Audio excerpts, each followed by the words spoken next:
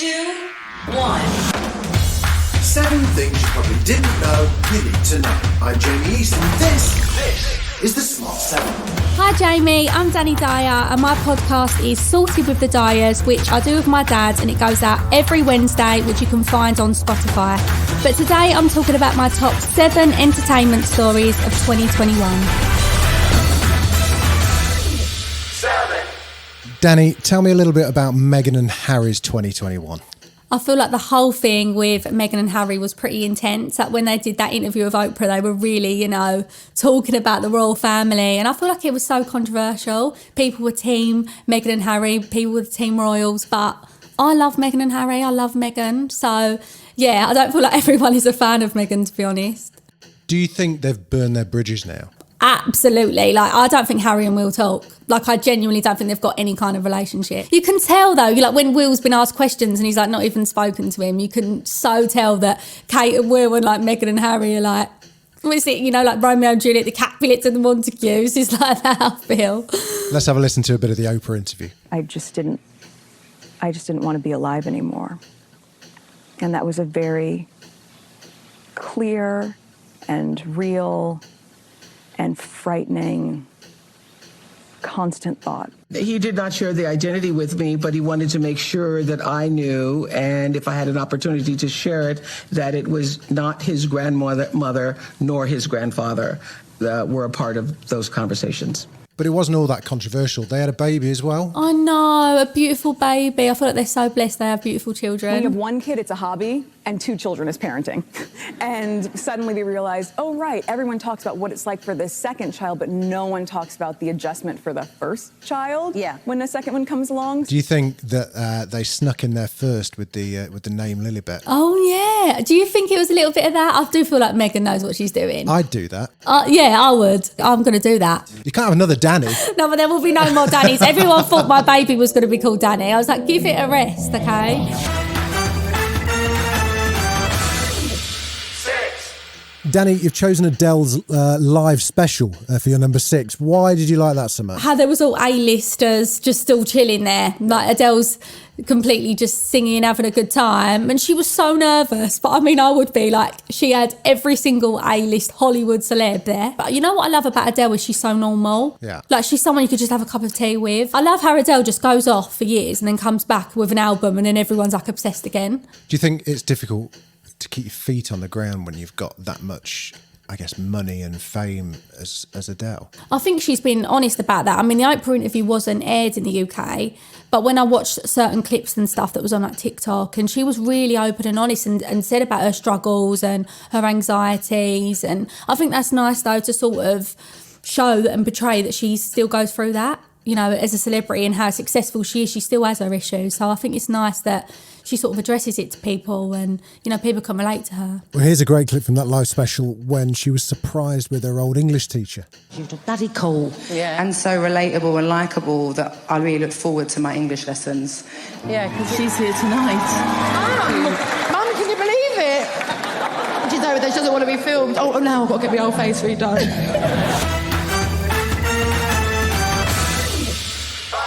What you got for us next, Dani? Nicki Graham, I think is so devastating. Obviously, she passed away of anorexia, and it's just absolutely devastating because we all knew that, she was suffering with that. But I think everyone thought she got better, and it was such a tragedy. I feel like when it was announced, everyone was so in shock. And she was an icon, wasn't she? All the Big Brother clips were of her, because she was just such a character. There's no one like Nicki. So I think it was absolutely devastating what she went through. Who is she? Who is she?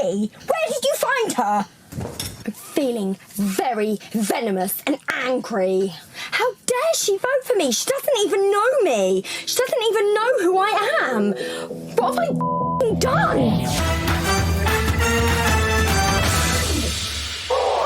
Someone who's had a pretty incredible 2021, or certainly a happier ending to the 2021 than one that started, was Britney. Are you a Britney fan, Dani? Oh, you know what? I loved Britney. I remember I had a Britney Barbie doll. I think it's lovely that Britney's now free. She's got her life back and she can start enjoying herself again. I think, bless her, she had such a hard time and it's like she was punished for that, punished for struggling, and now she can finally have some fun, live her life, wants to have more children, get married. It's exciting for her. Yeah, I love Britney. I'm so pleased and proud to say Jamie Spears is no longer a conservator. Jamie Spears has been suspended and he will be formally removed shortly. Jamie Spears and others are going to face even more serious ramifications. Still to come on Dani's Smart 7 Christmas special, a little bit of Little Mix drama and that Friends reunion, right after this. Hi, I'm Dani Dyer, and don't forget you can catch me and my dad on our podcast, Sorted with the Dyers, which has a new episode every Wednesday on Spotify. All right, Dani, who is number 3? I feel like Jesy Nelson has definitely had a year, bless her. I mean, obviously she left Little Mix, and I feel like that was a massive thing. Kind of brave move for her. You know what? It was a huge move for Jesy. I feel like obviously she wanted to be a solo artist, and her leaving now, I feel like it's been tough for her. I feel like although she's got her supporters and her fans, she definitely has got a lot of backlash. Obviously, she's been accused of blackfishing as well. When there was that whole thing, she did an interview with Nicki Minaj, and she was accused of obviously like taking the mick out of Leanne. And it's sad. I feel like Little Mix and Jesy, they're not friends anymore. If you was in this woman's group and you ain't talk about this for 10 years, and as soon as you see she got a video come out with Nicki Minaj and Puffy, now you sending the stations text messages and all this shit. If that's how you felt, why would you keep keying with her and being in the videos with her for 10 years? Now, all of a sudden, she's not in a video with you. You have some negative, evil thing to do and say? Stop!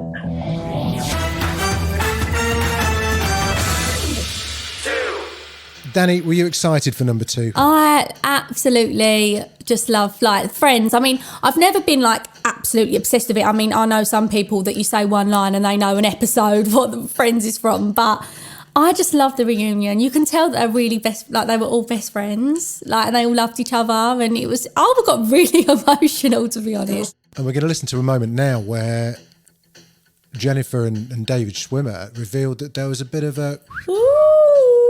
You could tell on there that their chemistry was like on fire, and I reckon they've definitely, redone it. Well, I mean, David? Yeah.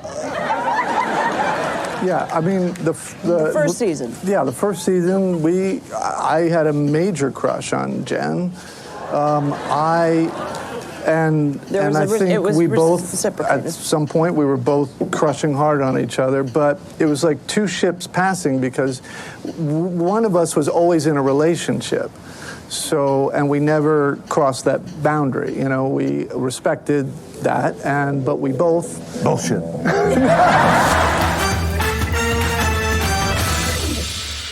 Got a COVID story. I wasn't expecting this. The whole Nicki Minaj thing, her cousin's friend's testicles become swollen after the COVID vaccine. I mean, it panicked every man in Britain, I have to say. I love Nicki Minaj, but I mean, that was quite funny, to be fair. But she put off everyone probably the COVID vaccine. Not everyone's fond of it anyway, so maybe a lot of men then didn't want to get it. We got an official response from the Witty Dog himself. The Chris Whitty. Many of those people, I regret to say, I think know that they are peddling untruths, but they still do it. In my view, they should be ashamed. Unfortunately for Chris, Nick is a big fan of the Big Blue Briefing Room and was watching, which inspired a truly amazing voice message directed perhaps more at Boris than Chris Whitty. I went to school with Margaret Thatcher, and she told me so many nice things about you. I'd love to send you my portfolio of my work, since you don't know much about me. I'm a big star in the United States. I'm Dani Dyer from Sorted with the Dyers, and this has been my review of the biggest stories from 2021.